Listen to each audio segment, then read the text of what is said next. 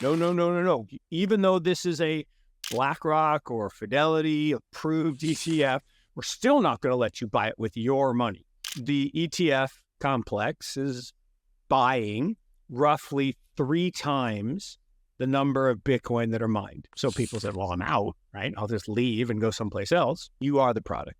So lots of things that are free that aren't free. And we'll see how long it lasts. Mark Yusko, a visionary investor and founder of Morgan Creek Capital Management. In this video, Mark will share his views on the current and future trends in the crypto and stock markets and how they are influenced by the regulatory and economic factors. He will address some of the key questions and challenges that many investors face, such as how does spot Bitcoin ETF approval affect demand, supply, and price? How do rising Bitcoin prices create a feedback loop for investors? And when does this cycle end? How does FOMO drive Bitcoin to extreme levels, compared to recent rallies in Nvidia and Tesla? How does passive investing increase market concentration risk? How are tech stocks overvalued? And what are the risks of correction? So grab your coffee while Mark talks about these topics and more. The idea that all of the money, right? We've talked about all the different estimates from, 30 billion if, investors, that the captive investor base in these brokerage firms that haven't been allowed to participate, is roughly 30 trillion, pick a number. And 0.1% would be 30 billion. And that would move the market. And we've seen about a third of that, we've seen a little over 10 kind of come this way, but it doesn't happen in day one. And it gets, I would argue that 0.1 is even kind of a silly number. I think it's easily going to be 1%. So that's 300 billion. But what we saw was a bunch of the big guys said, oh, no, no, no, no, no. Even though this is a BlackRock or Fidelity approved ETF, we're still not going to let you buy it with your money. Wait a minute, everyone. Get ready for the ultimate crypto investing website, the Bitcoin Sellout. It's your golden ticket to an exclusive insiders club. Expert predictions, on-chain data, and breaking news, all for you. Imagine all crypto insights landing in your inbox daily, like having your own expert team. Don't miss this VIP opportunity. Click the link and secure your spot. Join now and ride the crypto roller coaster with the Bitcoin Sellout. So people said, well, I'm out, right? I'll just leave and go someplace else. But eventually, I think they're going to change their minds, and that money will continue in right now, every day, and we'll see how long it lasts, but I think it's going to last for a while. Every day, the ETF complex is buying roughly 3 times the number of Bitcoin that are mined. So we got the halving socks on today, and that's only for the next 3 months. 3 months from now, that number goes from 900 to 450. If the same pace keeps up, I think is pretty likely, you're going to be talking 6 times the daily production. And so that is a supply-demand imbalance that will lead to rising prices. And I mean, people have heard this from me ad nauseum. Bitcoin reached an all-time high of over $69,000 in November 2021, driven by the anticipation and launch of the first Bitcoin futures ETF. However, the price also experienced high volatility and sharp drops, as investors faced regulatory uncertainty, technical issues, and market manipulation. Some analysts have argued that the futures ETF are not as beneficial for Bitcoin as the spot ETF, because they do not directly affect the supply and demand of the underlying asset, and they incur higher fees and tracking errors. The halving is a process that occurs every 4 years in the Bitcoin network, where the reward for mining a new block is reduced by 50%.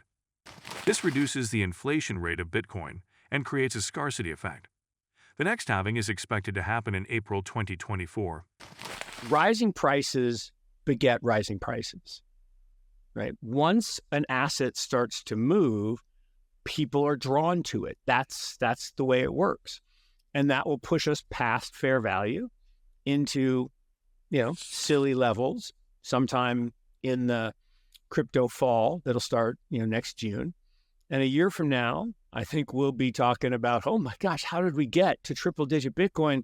And when's the bear market coming? Because there will be another bear market, because the FOMO gets really extreme as you start to go parabolic in any asset, like NVIDIA right now. I mean, Tesla before. I mean, NVIDIA right now it's amazing to watch. Passive investing has grown significantly in the last 2 decades, as investors have sought lower fees, higher diversification, and consistent returns. According to Morningstar, passive funds accounted for 48% of the U.S. fund market in 2020, up from 14% in 2005.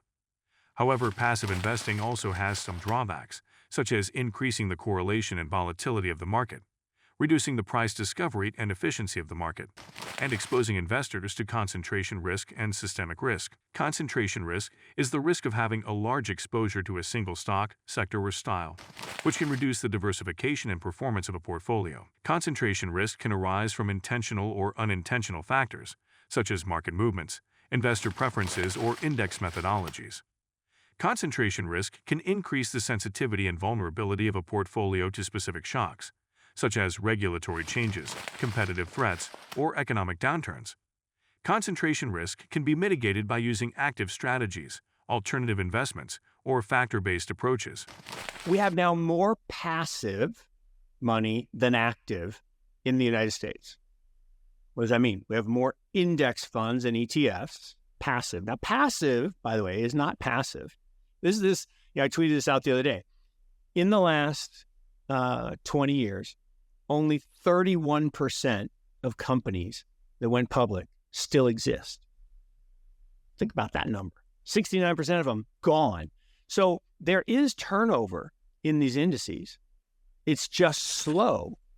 But what they are capitalization weighted, meaning they have to buy more of things as they become expensive. So they get more and more and more concentrated. We saw this phenomenon in 2000, and you get to a point where silliness, right? Cisco at 286 times earnings, and people finally wake up and say, "Ooh, that's bad," and you have a correction. And here we are again, and you got all these companies now trading 100, 150 times earnings, 30, 40 times revenues. And do not forget to subscribe to Bitcoin Sellout. The most important news will reach your inbox on a daily basis and for free. I do not know why you have not subscribed yet. If you like the video, give it a thumbs up and subscribe for more daily updates. Remember, knowledge is power, and we're here to empower you on your financial journey. Until next time, happy investing.